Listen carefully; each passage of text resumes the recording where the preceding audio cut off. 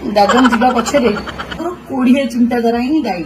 ଯେଉଁମାନେ ଦାଦନ ଖଟିଆ ଯାଉଛନ୍ତି ସେମାନେ ସବୁ କୋଢିଆ, ତମେ କଣ ହନୁଚୁଡିଆ? ଆଉ କାଲି ଗୋଟେ ବିରକ୍ତର ଗୋଟେ ପକେଇ ଦେଇକି ଗୋଟେ ଭିଡିଓ ବନେଇ ଦେଇଛି ଆଉ ଅନ୍ୟ ଲୋକଙ୍କର। ସେ ମାଇକିନା କଣ କହିଦେଇଛି ଯେ ଯୋଉମାନେ ଦାଦନ ଯାଉଛନ୍ତି ସେମାନେ ହଉଛନ୍ତି ଅଳସୁଆ ଖୁଡିଆ ଗୋବ ଗାଣ୍ଡୁ ଯାକ, ଆଉ ଗାଁରେ ବିଲ ବାଡି ଜମି ମାନେ ଯାକ କାମ ନ କରିବା ଅଳସୁଆ ପାଇଁ ସେମାନେ ଦାଦନ ଯାଉଛନ୍ତି ବୋଲି ସେ ଗୋଟେ ତାର ମନ୍ତବ୍ୟ ଦେଇକି ୟୁଟ୍ୟୁବ କରିକି ଛାଡିଥିଲା। ତାକୁ ଏମିତି ଝାଡିକି ଗୋଟେ ପକେଇ ଦେଇଛି ଯେ ଏବେ 200 ଲୋକ ଦେଖିଲେଣି, 200-200-300 ଜଣ ଦେଖିଲେଣି। ଆଚ୍ଛା, ହଁ ସେଇଟାକୁ ତାକୁ ସିଧା ସିଧା କହିଦେଇଛି, ଆରେ କିଏ କୋଉ ମୁହୂର୍ତ୍ତରେ କେମିତି ହେଇକି ଅନିଚ୍ଛା ସତ୍ତ୍ୱେ ବି ଲୋକମାନେ କରୁଛନ୍ତି। କାହିଁକି ଫେର ଆଉ କାହାକୁ ଭଲ ଲାଗୁନି ଯେ ଘରେ ମାନେ ପିଲା ଛୁଆ ସହିତ ଶୋଇବା ପାଇଁ। ନିଶ୍ଚୟ ନ ନିଶ୍ଚୟ। ଶୋଇକି ରାତି ମାନେ 12 ଘଣ୍ଟା ଡ୍ୟୁଟି କରିକି ଫେର ଆସିବେ, ଡେକ୍ଚି ପତ୍ର ମଜାମଜି କରିକି ରୋଷେଇ କରିବେ, ପାଣି ଆଣିବେ, ତାପରେ ଖାଇବେ। ଯଦି 12 ଘଣ୍ଟା ଡ୍ୟୁଟି ଯଦି ଜଣେ କରୁଛି ମାନେ ତାର ଲାଗୁଛି 14 ଘଣ୍ଟା ହଉଛି। ନିଶ୍ଚୟ। ଆସିବା ପାଇଁ ଘଣ୍ଟାଟେ ସେ ପୂର୍ବରୁ ରେଡି ହେବାକୁ ପଡିବ। ଆଉ ଇଆଡୁ ଫେରିଲା ବେଳକୁ ଗଲା ବେଳକୁ ଅଧଘଣ୍ଟା ଲାଗିବ। ହାତ ଗୋଡ ଧୁଆ ଧୁଇ କରିକି ସେ ଫେର ଆଉ ଥରେ ଖାନା ବନେଇବ, ଖାଇବ ବୋଲି କହିଲା ବେଳକୁ ସେ କେତେ ମେହନତ କରୁଛି। ମାଇକିନା କହୁଛି ଯେ ଯୋଉମାନେ ମାନେ ଗାଁରେ କର୍ମ ନ କରିବା ଅଳୁଷା ପାଇ ଲୋକମାନେ ଦାଦନ ଯାଉଛନ୍ତି, ଅଳୁଷା ଯାକ ଗୋବ ଗାଣ୍ଡୁ ଯାକ, ଏମିତି ସେ କହିଥିଲା। ଆଉ ତାପରେ ମୁଁ ତ ପିତ ଚଳିଲା, ମୁଁ ତାପରେ ସେ ମୋର ତ ଡାଉନଲୋଡ ହଉନି ମୋବାଇଲ, ସେଟା କଣ ହେଲା ହ୍ୱାଟ୍ସଆପ ରେ ସେ ଡାଉନଲୋଡ କରିଦେଇକି ସେ ବାବୁ ପଠେଇଦେଲା।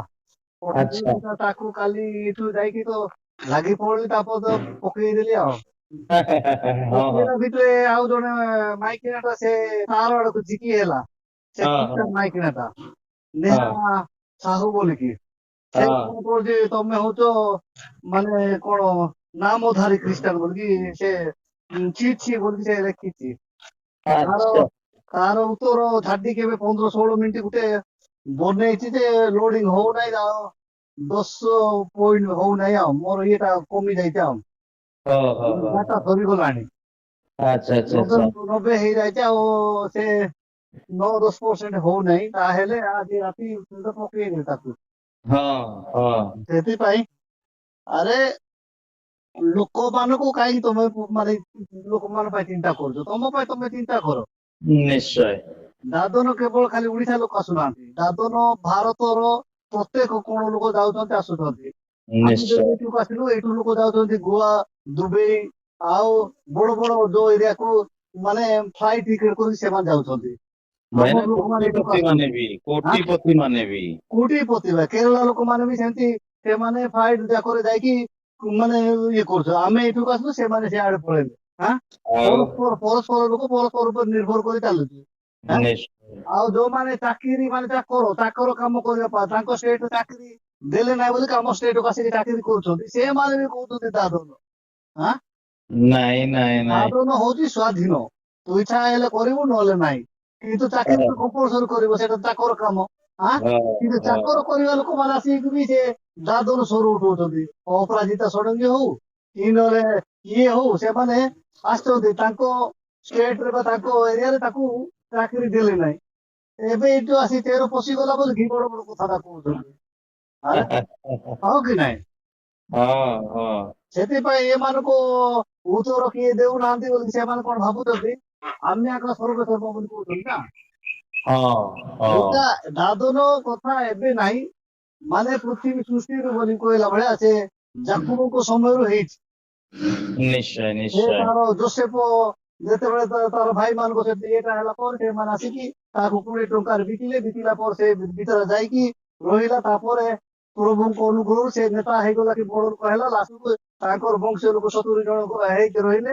70 ଲୋକ ଲାଷ୍ଟକୁ 6 ଲକ୍ଷ ଲୋକ ହେଇକି ଫେରିଲେ। ଆଉ ସେଟା ଇତିହାସକୁ ଦେଖିଲେ କି ବାଇବେଲକୁ ଯଦି ତର୍ଜମା କରାଯାଏ, ଆଉ ସେତେ ଭିତରେ ସେମାନେ ହସରେ ମଜାରେ ସେଟା ଦୁଇ ଜଣ ସେଇଟା ଇଏ ଆମର କଣ କହୁଛନ୍ତି ରଷ୍ଟ ଯାକ 2 ଜଣ ସେଟା ବନେଇ ଛାଡିଛି। ଜଣେ ମାତ୍ର ଝାଡିଛି ରଷ୍ଟ ସେ ମାଇକିନାକୁ ସେ ମାଇକିନାଟା ହେଲା। ଆଚ୍ଛା ସେ ଆଉ ତାର ପୁରୁଷ ତାକୁ ଛାଡିଛି, ହଁ ହଁ ତାର ହଁ ଗୋଟେ ଝିଅ ଅଛି। ଆଚ୍ଛା ତାପରେ ସେ କେମିତି କଣ ଗଭର୍ଣ୍ଣମେଣ୍ଟ ଗୋଟେ ଅନୁଗ୍ରହ କରୁଛି, ଗୋଟେ ଛୋଟ ମୋଟ ଚାକିରି କରୁଛି, ସେଟା ସେ ସକାଳେ ପୁଣି ଦିନ 9ଟାରେ ଯାଉଛି, ରାତିରେ ଆସୁଛି ସେଠି ଚାକିରିରୁ। ସେ ଆଚ୍ଛା ୟୁଟ୍ୟୁବ ଗୋଟେ ଖୋଲିଛି ଯେ ସେମାନେ ସେ କହୁଛି ଆଡେ ଗୋବ ଗାଣ୍ଡୁଆ ଯାକ ସେମାନେ ଅଳୁସା ଖୁଡିଆ ଲୋକମାନେ ଯାଉଛନ୍ତି, ଆଉ ପୁରାତନ କାମକୁ ଆପଣେଇକି ନେଇକି ଏ ଦାଦନ ନ ଯାଇକି ଆଗରେ ଯେମିତି ବାପା ମା ଚାଷ କରୁଥିଲେ ସେମିତି ପୁରାତନ କର୍ମକୁ ଆପଣେଇକି ସେଇଟା କଲେ ହେବ ନାହିଁ, ନିଜ ଜମି ବାଡିରେ ଚାଷ କଲେ ହେବ ନାହିଁ, ଖୁଡିଆ ପାଇଁ ବୋଲିକି ସେମାନେ ଘର ଦ୍ୱାର ଛାଡି ଯାଉଛନ୍ତି ବୋଲି ସେ ମନ୍ତବ୍ୟ ଦେଇଛି ଆଉ।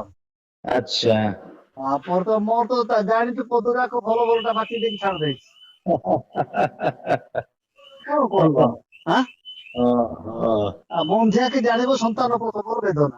ଆଁ? ହଁ ନାଇଁ ହଁ କି? ବନ୍ଧ୍ୟା ମାଇକ ଜାଣିବ କି ସନ୍ତାନ କେତେ କଷ୍ଟ ପାଉଛନ୍ତି, କଣ କରୁଛନ୍ତି ବୋଲି କି? ନିଶ୍ଚୟ ଆଁ? ନିଶ୍ଚୟ ନିଶ୍ଚୟ ନିଶ୍ଚୟ ହୁଁ ସେଥିପାଇଁ ଆଉ କଣ କରିବା, ଲୋକମାନେ କିଛି କହୁନାହାନ୍ତି ବୋଲିକି ଉଦ୍ଧତ ହେଲେ ନା। ହଁ ହଁ ହଁ ଆଁ?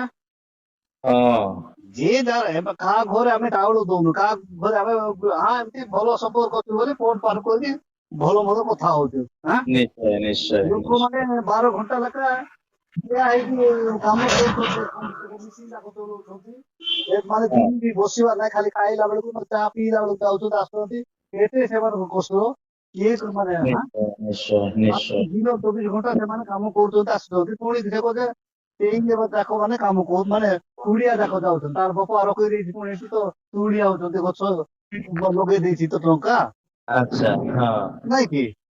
ହଁ ତାର ହଁ ବାପା ଗଛ ଲଗେଇ ଦେଲା ବେଳେ କଥାବାର୍ତ୍ତା ହେଲେ କେମିତି ଲାଗିବ କହ? ଆଁ?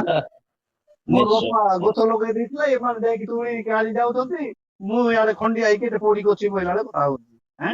ହଁ ହଁ ଛାଡ଼ନ୍ତୁ, ବୁଦ୍ଧି ନଥିବା ଲୋକମାନଙ୍କର କଥା।